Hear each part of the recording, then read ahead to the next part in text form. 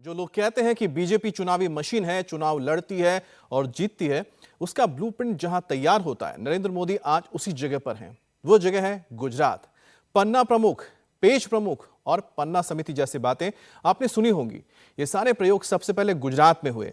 राम मंदिर का प्रयोग भी गुजरात से ही शुरू हुआ था और वाइब्रेंट गुजरात का फॉर्मूला भी मोदी ने ही तैयार किया था। मोदी का नेक्स्ट प्लान क्या है? चुनाव में 2/3 बहुमत कैसे हासिल होता है? मोदी के वोट ट्रांसफर का फॉर्मूला क्या है? और गुजरात में मोदी ने ऐसा क्या किया कि अगले 90 दिन का टारगेट सेट हो गया? पूरी डिटेल इस रिपोर्ट में। मोदी की हैट्रिक का फॉर्मूला कहां है? मोदी के वोट ट्रांसफर की स्कीम क्या है? 26 की 26 लोकसभा सीटें मोदी कहां से जीतेंगे? मोदी के वोट ट्रांसफर का फॉर्मूला क्या है? मोदी की हैट्रिक की ट्रिक क्या है? मोदी के हैट्रिक की ट्रिक यहां है। यह कच्छ के ग्रेटर रण का खावड़ा है। यहां वाइब्रेंट गुजरात का नया सिंबल रेडी है। 2022 से पहले यहां सिर्फ बंजर जमीन थी, लेकिन वेस्ट को बेस्ट बनाना मोदी को आता है। मोदी ने बंजर जमीन को दुनिया का सबसे बड़ा रिन्यूएबल एनर्जी हब बना दिया। देखिए, सबसे पहली चीज़ तो है कि ये जो लैंड जब अलॉटमेंट हुआ, this was consider as a waste land. मतलब आज इस वेस्ट लैंड को बेस्ट लैंड में, ये बेस्ट लैंड को बेस्ट लैंड में कन्वर्ट करने में कंट्रीब्यूशन है। सो यहाँ सभी एंटिटीज़ मिलके जो पार्क डेवलप कर रही हैं, हम by March 24 this will become the world largest single location renewable park. And once this will completed, which will take another 2 to 3 years, thereafter ये दुनिया का सबसे बड़ा पावर प्लांट होगा। मोदी ने रेगिस्तान से पानी निकाला, इसलिए वोट मोदी को मिलेगा। मोदी ने कच्छ का नक्शा बदल डाला, इसलिए वोट मोदी को मिलेगा। इस एरिया में इंटायर ईयर काम करवाना बहुत डिफ़िकल्ट है। हमने लास्ट ईयर दिसंबर में भी स्टार्टेड द ग्राउंड वर्क, और इस लास्ट 1 साल में हमने यहाँ पर बिपरजॉय देखा, जो वर्स्ट रेनी सीजन भी फेस किया। So it is very difficult to work at this location. तो यहाँ पर काम करने के लिए आपको थोड़ा इनोवेटिव होना पड़ेगा, थोड़ा टेक्नोलॉजी की तरफ फोकस करना पड़ेगा, यहाँ इंफ्रास्ट्रक्चर डेवलप करना पड़ेगा। सो जब हम यहाँ आए थे, यहाँ ना एक नेटवर्क भी नहीं था, मतलब नथिंग वाज हियर। आज हमने यहाँ एक तरीके से शहर बसाने के कॉन्सेप्ट पे चल रहे हैं। हमने लोगों के लिए यहाँ सारी फैसिलिटीज़ डेवलप करी है, इंक्लूडिंग मार्केट। मतलब थॉट प्रोसेस वहाँ तक जाता है कि हम एक पंचर की दुकान से लेके एक मोबाइल रिपेयरिंग की दुकान तक का थॉट लेके आते हैं। कच्छ के खावड़ा में यह पार्क 800 वर्ग किलोमीटर एरिया में बन रहा है। पूरा होने पर प्रोजेक्ट का साइज पूरे सिंगापुर के बराबर होगा। दिल्ली से अगर इसको कंपेयर करें तो इसका साइज करीब दिल्ली के एरिया का आधा होगा। दावा यह है कि यह पार्क इतना बड़ा है कि अंतरिक्ष से भी नजर आएगा। 14-15 साल पहले 2009 में प्रधानमंत्री नरेंद्र मोदी ने एक सपना देखा था पूरे विश्व को ये बताने का कि कच्छ के इस विशाल रण में कितना पोटेंशियल है सौर ऊर्जा जनरेट करने का। और 2009 में उन्होंने ये क्लेम किया था कि कच्छ में विश्व का सबसे बड़ा एनर्जी पार्क जो है वो बनाया जा सकता है। और आपको बता दें कि आज आप देखिए उनका जो ये सपना है वो यहाँ यथार्थ होते हुए दिख रहा है। आप कच्छ के खावड़ा के आगे जो पाकिस्तान बॉर्डर जहाँ से शुरू होता है, इस रीजन में आप देखेंगे पूरा जो ये विशाल आपको सोलर पैनल्स की प्लेट्स दिखाई दे रही हैं, और साथ ही विंड एनर्जी के जो विंड मिल्स हैं वो भी यहाँ पे लगने शुरू हो रहे हैं।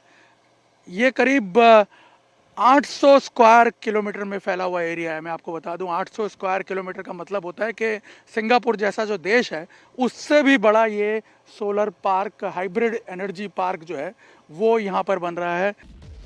26 की 26 लोकसभा सीटें मोदी कहां से जीतेंगे? मोदी ये सीटें गुजरात से जीतेंगे। मोदी का गुजरात में स्ट्राइक रेट 100% का है। मोदी ने 2014 में 26 में से 26 जीती, 2019 में भी क्लीन स्वीप। अब हैट्रिक के लिए रेडी हैं। 2014 में बीजेपी का वोट शेयर 60.1% और 2019 में 63.1% था। मोदी इतना वोट लाते कैसे हैं? मोदी की वोट ट्रांसफर स्कीम क्या है? मोदी हिंदू मुसलमान नहीं करते, मोदी विकास और विजन की बात करते हैं, इसलिए वोट मोदी को मिलता है। दादा भी, पिता भी और बेटा भी सब मोदी को वोट करते हैं। कच्छ का रिन्यूएबल एनर्जी पार्क 2 हिस्सों में बटा है। पहला जोन 49,600 हेक्टेयर हाइब्रिड पार्क का, इसमें 24,800 मेगावाट के विंड और सोलर पावर प्लांट्स होंगे। दूसरा जोन विंड पार्क होगा जो 23,000 हेक्टेयर जमीन पर बनेगा। 2027 तक यह प्रोजेक्ट कंप्लीट होगा। प्लांट से 30 गीगावाट यानी मतलब 30,000 मेगावाट क्लीन एनर्जी प्रोड्यूस होगी, जिससे करीब 2 करोड़ घरों में बिजली की सप्लाई का काम होगा। प्रोजेक्ट पूरा होने में करीब $2.26 बिलियन का खर्च होगा।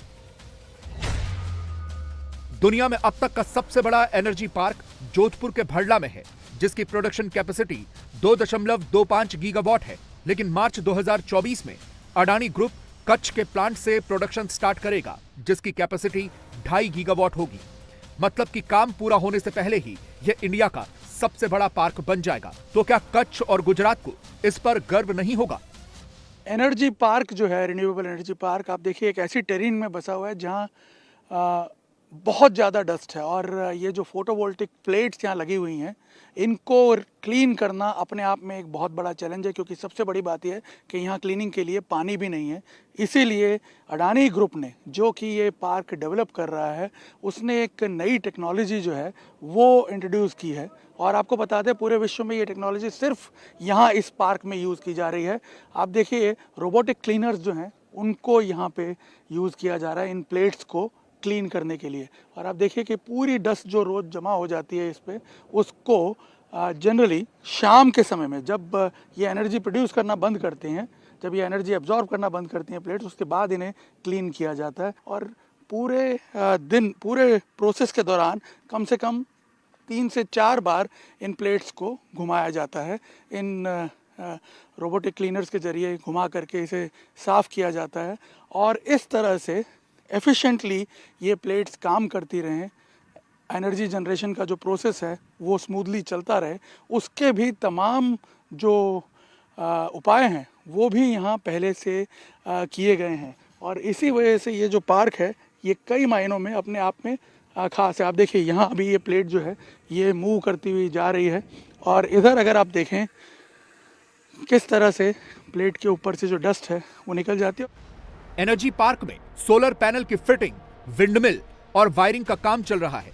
सब स्टेशन को फाइनल टच दिया जा रहा है। कच्छ में मोदी जो एक्सपेरिमेंट कर रहे हैं उससे क्या हो रहा है? इससे जॉब क्रिएट हो रही है, इससे विकास हो रहा है। गुजरात और भारत की दुनिया में नई पहचान बन रही है। जब इस परियोजना का प्लान बनाया जा रहा था तब जो सर्वेस किए गए उसके अंदर खावड़ा के पास पाकिस्तान से सटा जो ये बॉर्डर एरिया है, ये वाला जो रण का इलाका है, ग्रेटर रण का, उसमें ये पाया गया कि विंड की वेलोसिटी और सूर्य की रोशनी की जो इंटेंसिटी है वो सबसे ज़्यादा ऑप्टिमम इसी स्थान पे मिलती है। और इसीलिए एक हाइब्रिड पार्क बनाने का पूरा योजना जो है वो तैयार की गई ताकि मैक्सिमम जो एनर्जी प्रोडक्शन है वो अचीव किया जा सके। और साथ ही साथ क्वालिटी भी इस तरह से डेवलप की गई कि ज़्यादा बेटर परफॉर्म कर पाएँ ये इक्विपमेंट जो है लग रहा है। और इसीलिए आपको बता दें कि जो नॉर्मल विंड मिल्स लगती हैं वो एक विंड मिल जो है वो करीब 3.5 मेगावाट इलेक्ट्रिसिटी प्रोड्यूस करती है, लेकिन यहाँ जो विंड मिल लगाई जा रही हैं अडानी ग्रुप द्वारा ये 5.2 मेगावाट इलेक्ट्रिसिटी जो है वो प्रोड्यूस करेगी। यानी जो अभी फ़िलहाल कैपेसिटी है एक विंड मिल की, उससे करीब 1.5 गुना ज़्यादा कैपेसिटी के साथ ये वर्क करेगी। आप अंदाज़ा लगा सकते हैं कि किस तरह से जो क्वालिटी अपग्रेडेशन है हमारे रिन्यूएबल एनर्जी सेगमेंट में वो भी यहाँ पे देखने को मिल रहा है। मोदी ने इस प्लांट को बनाने का सपना 2009 में देखा था, जब कोपेनहेगन में क्लाइमेट चेंज पर समिट हुआ था। तब मोदी गुजरात के मुख्यमंत्री थे और अपनी कैबिनेट के साथ कच्छ में चिंतन कर रहे थे। तब मोदी ने कच्छ की जमीन का इस्तेमाल सौर ऊर्जा के लिए करने की बात कही थी। वर्षों से कच्छ की जो ये विशाल रण की भूमि है, ग्रेटर रण की भूमि इसे कहा जाता है, ये बंजर पड़ी हुई थी, इसका कोई उपयोग नहीं था। लेकिन कभी किसी ने इसके पोटेंशियल के बारे में नहीं सोचा। 2009 में प्रधानमंत्री नरेंद्र मोदी गुजरात के मुख्यमंत्री हुआ करते थे और उन्होंने पहली बार ये थॉट विश्व के सामने रखा कि हाँ, इसका भी एनर्जी जनरेशन के लिए और ख़ास तौर पे रिन्यूएबल एनर्जी जनरेशन के लिए उपयोग हो सकता है। और ये कॉन्सेप्ट जो है वो फ्लोट हुआ पहली बार, और उन्होंने इनफैक्ट इस पार्क के बनने से पहले ही यहाँ से करीब 200 किलोमीटर दूर पाटन ज़िले के चारणका में करीब 750 मेगावाट की सोलर एनर्जी वाला 22 स्क्वायर किलोमीटर जो चौड़ा पार्क है वो बनाना शुरू किया, और 2011 में विश्व के सामने रखा कि हाँ, ये पार्क कैसा हो सकता है। वो थॉट जो था उसको विजुअलाइज करके पूरे विश्व के सामने रखा, और उसके बाद जब वो प्रधानमंत्री बने तब आप देखिए किस तरह से पॉलिसी फ्रेमवर्क जो है उसमें तेज़ी आई, पॉलिसी तैयार हुई, और 2019 में ये तय हो गया कि जो वेस्टलैंड पॉलिसी है उसके तहत इस तरह से आप जितनी भी बंजर ज़मीन है उसको पावर जनरेशन के लिए वैकल्पिक तौर पे यूज़ कर सकते हैं। और उसके बाद आप देखिए आज ये सपना जो है वो साकार होता हुआ दिख रहा है। और सबसे बड़ी बात कि देश में वाइब्रेंट गुजरात के ज़रिए जिस प्रकार से जो प्राइवेट सेक्टर का पार्टिसिपेशन गुजरात की ग्रोथ में बढ़ा, उसका परिणाम यहाँ पे आप देख सकते हैं कि अडानी समूह जैसे ग्रुप जो हैं वो विकसित हुए, और आज इतना बड़ा जो टास्क है जो कि इस डिफ़िकल्ट टेरेन में आकार ले पाना भी शायद कोई कल्पना नहीं कर सकता था। कच्छ का यह पार्क वाइब्रेंट गुजरात मॉडल की फिलॉसफी और इस फिलॉसफी से टर्न हुई गुजरात की ग्रोथ स्टोरी का रिफ्लेक्शन है। गुजरात का कच्छ कभी कांग्रेस का गढ़ था, लेकिन अब कच्छ में सिर्फ कमल ही खिलता है। अगर लोकसभा चुनाव की बात करें तो 1996 से कच्छ बीजेपी के पास है। 1991 में आखिरी बार कांग्रेस यहां जीती थी। 2009 में बीजेपी उम्मीदवार को 5,64,099 वोट मिले। जीत का मार्जिन 71,343 वोट और 12.5% के करीब का था। लेकिन जब 14 में मोदी को प्रधानमंत्री बनाने की बात हुई तो यहां बम्पर वोट पड़े। बीजेपी कैंडिडेट को 9,46,240 वोट मिले। जीत का अंतर वोटों के हिसाब से 2,54,482 का और प्रतिशत में मार्जिन करीब 27% का हो गया।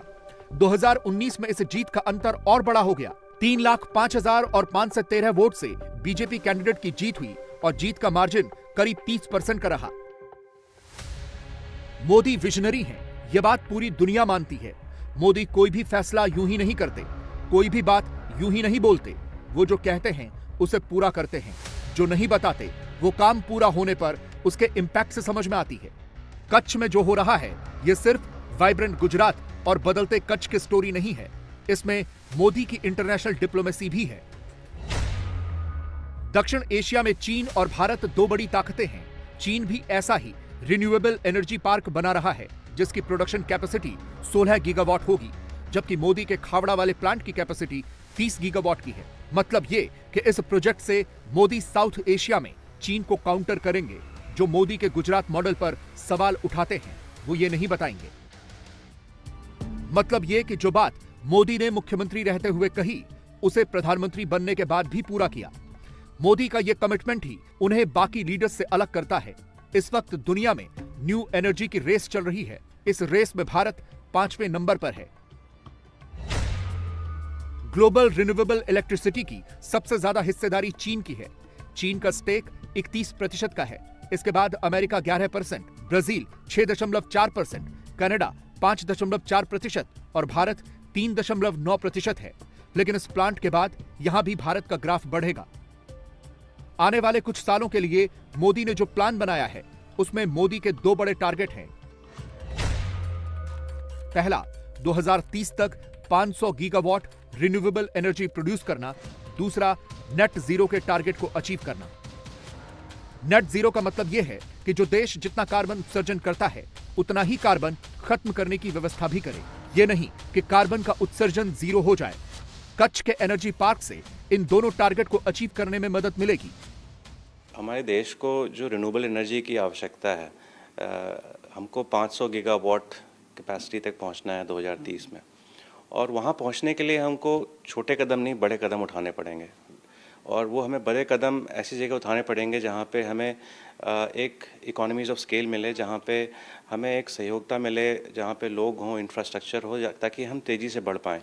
और उसमें Khavda fits into all those categories. And हमने वहाँ पे एक बड़ा कैंपेन शुरू किया है जहाँ पे अगले 3-4 साल में 17 गीगावाट के स्केल तक प्रोजेक्ट लगाने का हमारा प्रोग्राम है। केवल अपने देश के लिए नहीं, ये दुनिया के लिए एग्जाम्पल बनने वाला है। इतने बड़े स्केल पे इतने स्पीड से काम करना और इतना बड़ा ग्रीन इलेक्ट्रॉन्स प्रोड्यूस करके ग्रिड पे लेके आना, ये एक एग्जाम्पल होगा पूरी दुनिया के लिए। मोदी ने जो कच्छ में किया वो बस एक सैंपल है। मोदी ने पूरे गुजरात को बिजनेस फ्रेंडली बनाया है, निवेशकों की सिक्योरिटी का पूरा ध्यान रखा है। इसलिए गुजरात निवेशकों के लिए पहली पसंद है। यहाँ और भी प्रोजेक्ट पाइपलाइन में हैं। आप देखा सकते हैं कि Gujarat is the best place to be for that.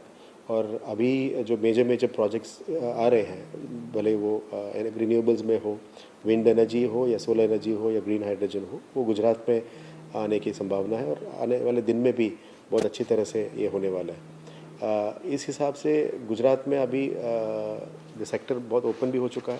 Very recently renewable energy policy भी गुजरात सरकार ने अच्छे एक रिन्यूएबल एनर्जी पॉलिसी सबके लिए एक इंक्लूसिव पॉलिसी किया है।